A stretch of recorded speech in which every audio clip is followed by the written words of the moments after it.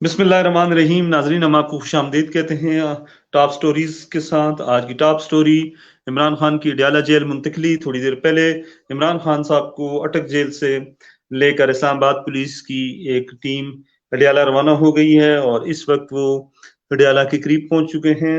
और इसके साथ साथ जो दूसरी बड़ी स्टोरी है वो ये है कि मुल्क में सियासी दर्जा हरारत अरूज पर पहुंच चुका है और आज सारा दिन मुस्लिम लीग नून की क्यादत ने वजीर दाखिला सरफराज भुगटी के खिलाफ बहुत ज्यादा जहर उगला है। और तीसरी और बड़ी स्टोरी ये है कि आज साबिक वजीर आजम मियां नवाज शरीफ का एक नोट सामने आया है जिसमें जनरल बाजवा के हवाले से उनके अहम तरीन इंकशाफात हैं। ये तीनों आज की बड़ी स्टोरीज हैं। नाजरीन, सबसे पहले हम आते हैं इमरान खान की जानब। तहरीक इंसाफ के चेयरमैन इमरान खान को थोड़ी देर पहले अटक जेल से इस्लामाबाद पुलिस का एक चाकू चौबंद दस्ता, आप कह सकते हैं कि 15 गाड़ियों पर मुश्तमिल ये दस्ता था। 15 गाड़ियां थी, 2 बख्तरबंद गाड़ियां थी, एक एम्बुलेंस थी। मजमूई तौर पर 18 गाड़ियां हो गई। 18 गाड़ियां उनको लेकर अडयाला जेल की तरफ इस्लामाबाद मोटरवे पे आई हैं और थोड़ी देर तक शुनीद यही है कि वो अडयाला जेल पहुंच जाएंगे। दिन को ये खबर आई थी कि खान साहब अडयाला जेल नहीं जाना चाह रहे। आज साइफर के हवाले से अटक जेल में एक समात भी हुई है, अदालत थी और अदालत में जुल्कुरनैन हैदर साहब जो जज हैं उनके सामने खान साहब ने कहा था कि वो अटक जेल में यूज टू हो गए हैं, अटक जेल के वो आदी हो गए हैं, उन्हें चीजें समझने में आसानी है, लिहाजा उन्हें अडयाला जेल न मुंतकिल किया जाए। लेकिन जेल हकाम ने उनको यही कहा था कि हम आपकी बात नहीं सुन सकते क्योंकि इस्लामाबाद हाई कोर्ट में आपके ही वकला ने ये रिट दायर की थी कि खान साहब को वो मुराद या वो सहूलतें नहीं मिल रही जो एक एक्स प्राइम मिनिस्टर की निशान है, लिहाजा आपको हर हाल में अडयाला जेल मुंतकिल किया जाएगा। और उसके बाद सारा दिन मीडिया पर दिन भर यही मीडिया पर खबरें चलती रही कि खान साहब को अडयाला नहीं भेजा जाएगा। लेकिन शाम को ही इस्लामाबाद पुलिस के 15 गाड़ियां पहुंची हैं और खान साहब को लेकर वो इस्लामाबाद की अडयाला की जानब रवा हैं। आज साइफर केस की एक आम तरीन समात थी और इस समात में आज खान साहब का जो जुडिशियल रिमांड है उसको एक्सटेंड किया गया है 10 तारीख तक। शाह महमूद कुरैशी का भी 10 तारीख तक इनका जो जुडिशियल रिमांड है वो एक्सटेंड किया गया है। नाजरीन, इस हवाले से ब्रेकिंग न्यूज ये है कि कल से मीडिया पे यही आ रहा था कि हवाओं का रुख बदल रहा है, खान साहब और एस्टेब्लिशमेंट के दरमियान कुछ चीजें तय हो रही हैं। लेकिन इस्लामाबाद के जो सीनियर दोस्त हैं, हमारे सीनियर कुछ जर्नलिस्ट हैं, आज जब उनसे बात हुई तो उन्होंने यही कहा कि कानूनी तौर पर साइफर केस में हुकूमत चाहती है कि जल्द अज जल्द खान साहब को सजा हो, लिहाजा इस सजा के अमल को स्पीडी करने के लिए उन्होंने खान साहब को अडयाला जेल लाने का फैसला किया है। इसी हवाले से कल FIA के जो प्रोसिक्यूटर थे शाह खावर साहब, उन्होंने खान साहब की मुखालफत नहीं की थी अडयाला जेल लाने की। और उसकी वजह यही है कि एक मुल्ज़िम अगर अडयाला जेल में है, दूसरा अटक में है, तो फिर एक केस में जज दोनों को अलग-अलग नहीं सुन सकता। इन दोनों को, शाह महमूद कुरैशी और इमरान खान की कार्रवाई एक साथ करने के लिए ये खान साहब को अडयाला लाया गया है। ये इस्लामाबाद के सीनियर जर्नलिस्ट कहते हैं, सीनियर साफी कहते हैं और उनकी बात में वजन है क्योंकि आज भी जुल्कुरनैन हैदर साहब जो जज हैं इस कोर्ट के, उन्होंने पहले खान साहब के केस की समाअत की अटक में और उसके बाद वो इस्लामाबाद आए और शाह महमूद कुरैशी साहब के केस की समाअत की। शाह महमूद कुरैशी साहब ने इस मौके पर बड़ी जबरदस्त किस्म की गुफ्तगू की है। नाजरीन, शाह महमूद कुरैशी 40 साल से पाकिस्तान की सियासत में है, लेकिन आज उनको हथकड़ी लगी हुई थी और पूरा दिन मीडिया पे ये गुफ्तगू होती रही है कि शाह महमूद कुरैशी जैसा एक ज़ीरक और समझदार और बुजुर्ग सियासतदान, उनके साथ ये रवैया नहीं होना चाहिए था। कौन सा शाह महमूद कुरैशी ने भाग जाना है। बहरहाल ये चीजें जो हैं जब की जाती हैं तो किसी भी सियासी शख्सियत के हवाले से तो उस सियासी शख्सियत के कद काठ में इजाफा होता है। और खान साहब के हवाले से यही खबर है कि थोड़ी देर तक वो अडयाला जेल पहुंच जाएंगे। आने वाले चंद दिन, चंद हफ्ते उनकी इंतहाई अहमियत के हामिल है। और इस हवाले से खबरें यही आ रही हैं। साबिक वज़ीर इत्तलात मोहम्मद अली दुरानी साहब का एक बड़ा बयान आया है सामने जो आज सारा दिन मीडिया पर डिस्कस होता रहा है। कल भी उन्होंने कहा था कि शायद बकौल उनके, ये मैं नहीं कह रहा, मोहम्मद अली खान दुरानी साहब का बयान है, रिकॉर्ड पर मौजूद है, वो ये कह रहे हैं कि खान साहब और PTI ने अब मज़ामती सियासत तर्क करने का फैसला किया है मुल्क के वसी तर मफाद में। और मुल्क के वसी तर मफाद में खान साहब और उनके रफ़का जो हैं वो शायद अब मज़ामती सियासत तर्क कर दें। और इसी हवाले से जल्द वो कह रहे थे कि अगर मुझे जेल जाकर खान साहब के घुटने भी पाँव भी पड़ना पड़ा तो उनके मैं घुटने पकड़ लूंगा और उनको कहूंगा कि मुल्क कौम का मफाद इसी में है। ये मोहम्मद अली दुरानी साहब का बयान था। नाजरीन, कल परसों जो है वो मुस्लिम लीग नून के सीनियर रहनुमा साबिक सेनेटर मुशाहिद हुसैन सैयद ने भी इस तरह की गुफ्तगू की थी कि एक बड़ी डील हो सकती है और इससे मामला हल हो सकते हैं। ये चीजें जो हैं वो इस्लामाबाद में ये भी डिस्कस हो रही हैं। दूसरी तरफ मुस्लिम लीग नून के कायद मियां नवाज शरीफ साहब हैं, ان کا بڑا سخت قسم کا لہجہ ہے، رویہ ہے، اور انہوں نے جو اینٹی اسٹیبلشمنٹ بیانات دیے ہیں، کچھ چیزیں ایسی ہیں جس کی وجہ سے لوگ یہ کہہ رہے ہیں کہ شاید ہوائیں جو ہیں وہ اپنا رخ بدل رہی ہیں۔ اس حوالے سے دو متضاد آ رہا ہے اسلام آباد میں۔ ایک گروپ یہ کہتا ہے کہ ہوائیں جو ہے وہ آہستہ آہستہ رخ بدل رہی ہیں، اور خان صاحب اور اسٹیبلشمنٹ کے درمیان پس پردہ کہیں نہ کہیں کسی جگہ کچھ نہ کچھ ہو رہا ہے، اور اس کچھ نہ کچھ کا ریزلٹ جو ہے وہ بہت جلد سامنے آ جائے گا۔ بہرحال آنے والے دنوں میں یہ چیز جو ہے وہ سامنے آ جائے گی، پتہ چل جائے گا کہ کیا ہوتا ہے۔ لیکن ایک بات طے ہے کہ خان صاحب کو اڈیالہ جیل لانے میں خان صاحب کی اپنی مرضی کم شامل تھی۔ وہ اٹک جیل میں رہنا چاہ رہے تھے، اور ان کی مرضی تھی کہ ان کو اٹک جیل میں ہی رکھا جائے۔ اگر ان کے وکلاء نے یہ کام کیا ہے تو یہ غلط کیا ہے۔ اس طرح وہ قانونی طور پر چیزوں کو لنگر آن کر سکتے تھے۔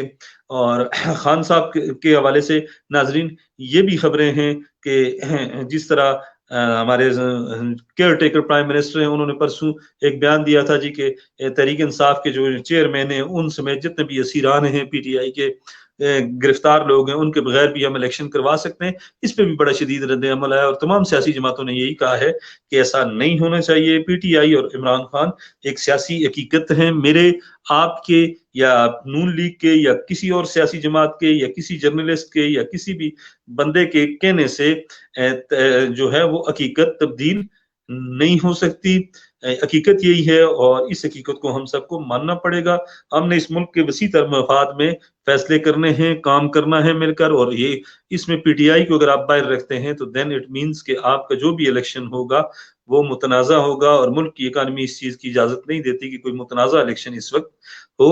تمام سیاسی جماعتوں کو اس میں آزادانہ پارٹیسپیشن کے لیے جو ہے وہ ماحول فراہم کرنا ہوگا۔ یہ ہماری کیئر ٹیکر گورنمنٹ کا ایک جو ہے وہ ذمہ داری ہے۔ شاید سردار صاحب اور بہت سے لوگ دیگر جو ہیں وہ بھی تھرو کامنٹس اپنی رائے کا اظہار کر سکتے ہیں۔ ناظرین آج سارا دن میڈیا پہ مسلم لیگ نون کے جو اکابرین تھے، رانا ثناء اللہ خان، ایکس جو انفارمیشن منسٹر ہیں مریم اورنگزیب صاحبہ، انہوں نے جو ہمارے کیئر ٹیکر انٹیریئر منسٹر ہیں سرفراز بگٹی صاحب، ان کو انہوں نے آڑے ہاتھوں لیا، اور آج ان کے خلاف زبردست قسم کی بیان بازی کی گئی۔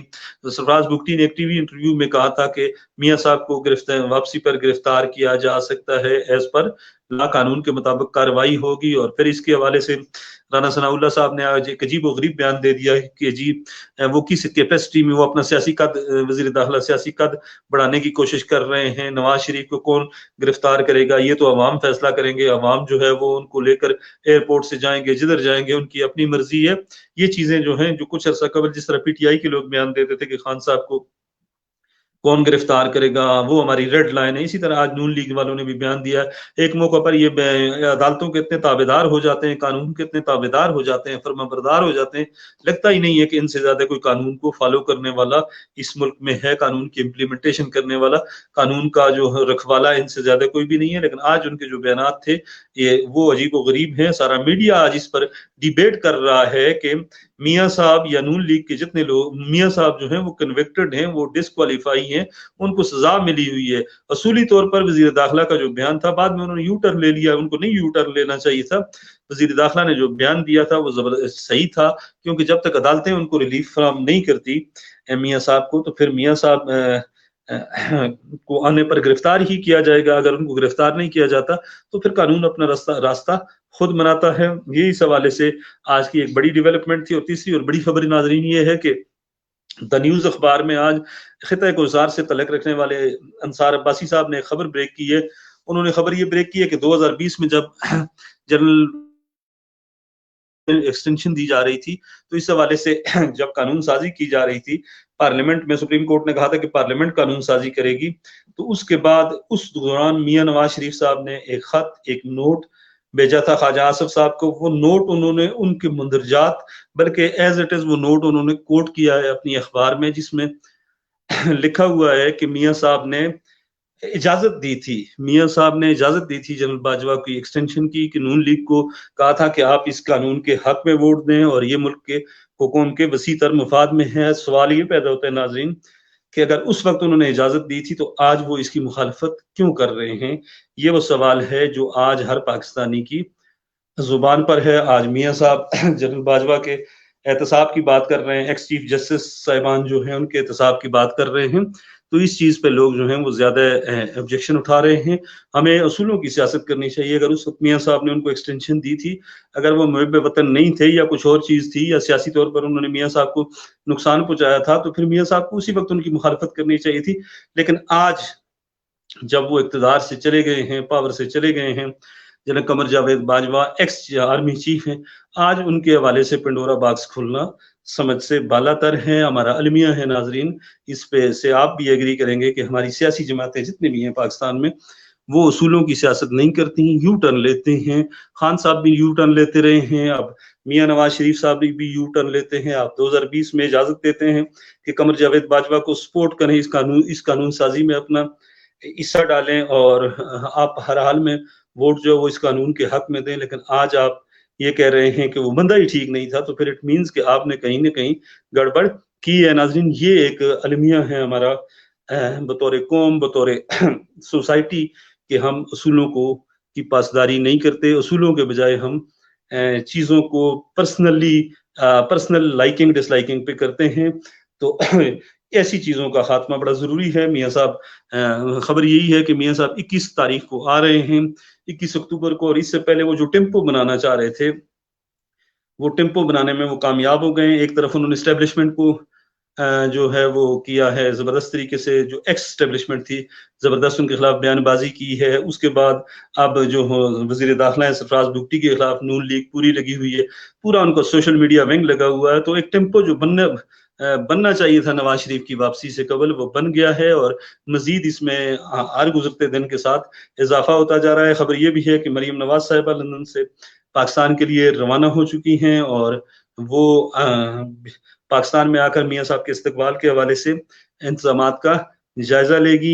یہ ناظرین آج کی تازہ ترین صورتحال تھی۔ پھر شیخ رشید صاحب کے حوالے سے بھی آج کو سماعت تھی راولپنڈی میں، لاہور ہائی کورٹ کے راولپنڈی بینچ میں، جس میں جج صاحب نے جب آر پی او راولپنڈی سے پوچھا کہ آپ شیخ رشید کے بارے میں بتائیں، تو انہوں نے کہا ہے جی کہ مجھے تو شیخ رشید کا نہیں پتا، ہم نے تو ان کو گرفتار ہی نہیں کیا، راولپنڈی پولیس نے ان کو گرفتار نہیں کیا۔ تو آر پی او صاحب نے کہا کہ وہ جس علاقے سے شیخ صاحب گرفتار ہوئے ہیں وہ بھی پنڈی کی حدود میں نہیں ہے، جس پر جج صاحب نے جواب دیا کہ آر پی او صاحب، اگر ہمیں پتہ چل جاتا ہے یا آپ کی حدود سے وہ برآمد ہو جاتے ہیں تو پھر آپ مقدمے کے لیے تیار رہیں۔ جس کے بعد آر پی او صاحب نے کہا کہ مجھے 1 ہفتے کا ٹائم دیں، 1 ہفتے کے ٹائم کے بعد جو ہے وہ ہم آپ کو آگاہ کریں گے۔ تو ابھی تک شیخ رشید صاحب کے حوالے سے بھی کوئی چیز جو ہے وہ سامنے نہیں آئی۔ بہرحال جوڑ توڑ کا سلسلہ جاری ہے، انتخابات کے حوالے سے بھی چیزیں جو ہیں وہ سامنے آ رہی ہیں۔ سیاسی جماعتیں کوشش کر رہی ہیں کہ وہ اپنے حلیفوں کے ساتھ مل کر کوئی مستقبل کی پیش بندی کریں، اور اس حوالے سے بریکنگ نیوز یہی ہے ناظرین کہ باپ پارٹی، بلوچستان عوامی پارٹی، جن سے ہمارے کیئر ٹیکر پرائم منسٹر بھی ہیں اور ہمارے وزیر داخلہ بھی ہیں، چیئرمین سینٹ بھی ہیں، ہمیشہ بلوچستان میں سیاسی جماعتیں اس جانب جاتی ہیں جس جماعت کی آنے والی حکومت ہو۔